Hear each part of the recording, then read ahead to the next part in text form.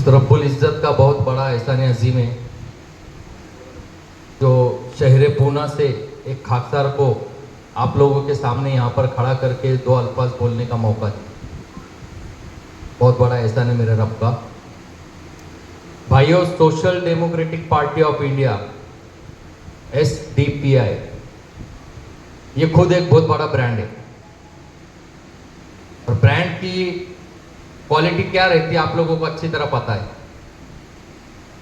हम लोग जब कोई चीज़ खरीदने जाते हैं तो उसमें क्या ढूंढते हैं हम लोग? क्वालिटी और ब्रांड। क्यों ढूंढते? क्योंकि वो मजबूत और टिकाऊ रहना चाहिए, है ना। तो SDPI खुद एक बहुत बड़ा ब्रांड है और ये ब्रांड की क्वालिटी ये है कि इसका खौफ अमित शाह के दिल में, इसका खौफ नरेंद्र मोदी के दिल में, इसका खौफ योगी आदित्यनाथ के दिल में और महाराष्ट्र के तमाम लीडर जो एक हिंदुत्ववादी नेता बोल के फेमस होना चाहते, इन सब के दिल में आज के तारीख में अगर किसी का खौफ है तो वो अल्हम्दुलिल्लाह सिर्फ और सिर्फ social democratic party of India. हम आपके सामने यहाँ पर खड़े रह के बहुत बड़ी बड़ी बातें करके आपको बेवकूफ बनाने के लिए नहीं आए हैं, हकीकत का आईना दिखाने के लिए आए हैं। अभी अल्हम्दुलिल्लाह यहाँ पर हमारे सब एक मुस्लिम कम्युनिटी के लोग बैठे हैं, तो कुरान की रोशनी में मैं कुछ बातें आपको समझाना चाहूँगा कि हमारे रब ने हमको कुरान में कुछ चीज़ें बताया है जिसको हम लोग मरते दम तक फॉलो करते हैं। क्या हकीकत में हम लोग उस चीज़ को फॉलो कर रहे हैं? कुंतुम खैर उम्मा हमको कहा गया, सारी उम्मत के ऊपर हम खैर बन के आए हैं ना। वजह क्या है हमारी?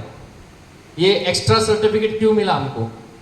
एक नॉन मुस्लिम भी अल्लाह के नबी का उम्मती है, क्रिश्चियन भी अल्लाह के नबी का उम्मती है, सिख भी अल्लाह के नबी का उम्मती है ना। इन सब के ऊपर अफजल बोल के हमको क्यों पेश किया गया? इसलिए हमारे पास अल्लाह की वहदानियत की क्वालिटी है ना। हम कुछ भी हो जाए हमारे रब से मुंह नहीं मोड़ेंगे, चाहे हमारे यहाँ पर कोई बंदूक रख दे, यहाँ कोई तलवार रख दे, फिर भी हम लोग ला इलाहा इल्लल्लाह मुहम्मद रसूलुल्लाह पढ़े। ये हमारे रब की वहदानियत का हमारा क्वालिटी है। दूसरी क्वालिटी क्या है हमारे पास? हमको कुरान में हुक्म दिया गया है कि लोगों को बुराई से रोको। ये किसके पास है जिम्मेदारी? हमारे पास है ना।